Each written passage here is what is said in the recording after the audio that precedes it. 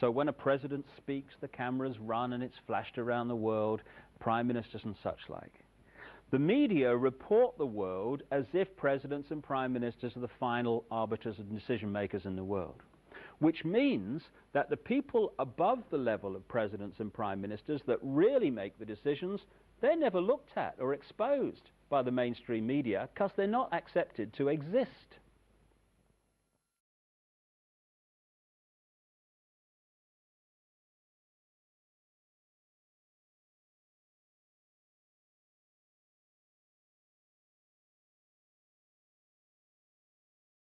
Well, I was in the FBI for 27.5 years, and at the time of my retirement in 1979, I was the senior special agent in charge of the FBI Los Angeles office. I developed information personally about just extensive corruption in the government, not only at the federal level, but all the way down to the city and state level across this country.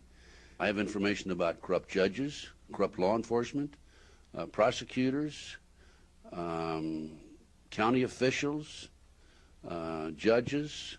It involves drugs, involves pornography, involves prostitution, it involves cults, pedophilia. The bottom line is to take over the country and the world. For what, though? Power, greed. This goes back over 200 years, back to 1776, with the establishment of an organization known as the Illuminati. Mm-hmm. And if your listeners don't know what the Illuminati is, they need to run down to the library and look it up and do some research, because on May the 1st, 1776, a fellow named Adam Weishaupt, German, set forth 25 goals at the request of the Rothschild group that they needed to initiate in order to take over the world. We're talking about destroy the sovereignty of countries and destroy religions. And that's where it really started in modern day. And right today, believe it or not, and we have the documentation for this, we are probably 90%, their goals have probably been filled at the great rate of about 90%. This Illuminati, this group who called themselves the Enlightened Ones, had gained positions of power through control of the banking system. The Illuminati was founded on May 1st, 1776, by Adam Weishaupt, a professor at Ingolstadt University. Weishaupt obviously had been a serious student of the occult, for many of its bizarre features and symbols were incorporated into his organization. Weishaupt had been active in the Masonic lodges of Germany and found in them the perfect vehicle for recruiting into his secret order, which he described publicly as the highest level of Freemasonry. The Illuminati was formally incorporated into the Masonic lodges at the Congress of Wilhelmsbad in 1780.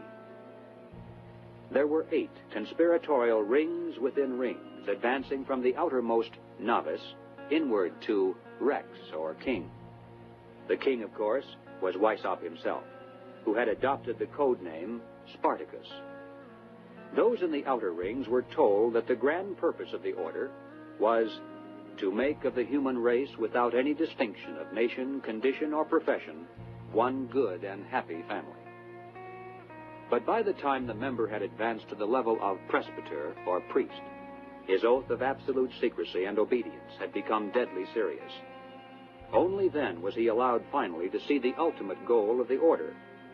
It was the destruction of all religion and the destruction of all independent governments, replaced by a new world order, a world government ruled from behind the scenes by the illuminated ones.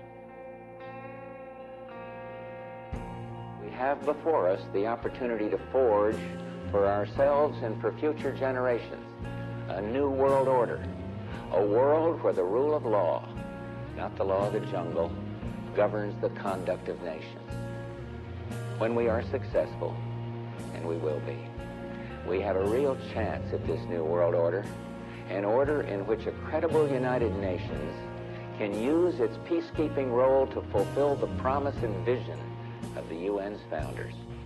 I call upon all states to join ranks in order to found the new world order of the 21st century. And people talked then, in 1990, of a new world order. What they actually meant then was a new political order, And the question for us is how we meet and master all these challenges to ensure that Britain enhances its competitiveness in the process and realizes what I believe is our destiny of success in this new world order.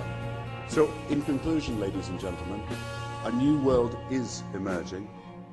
It is a new world order with significantly different and radically new challenges for the future.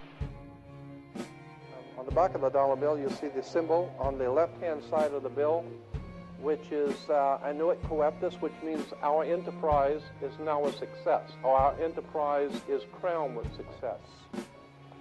Annuit Coeptis. So you're saying, fine, so you have an enterprise and is now crowned with success. What enterprise are you talking about?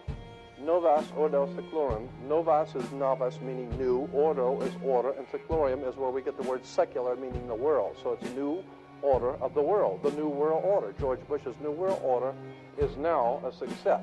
Bill, you've heard an awful lot of dramatic speeches and seen dramatic moments in times of great gravity for the nation.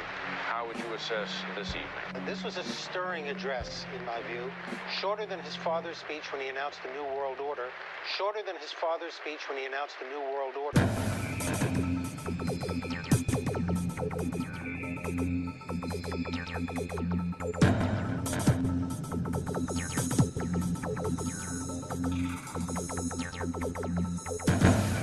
1934 is when the Federal Reserve actually finally took total control of the United States monetary system, and that's when they said it is now a success, because this is a symbol, this is an emblem of a secret society of Freemasons called the Illuminati, the German Bavarian Illuminati.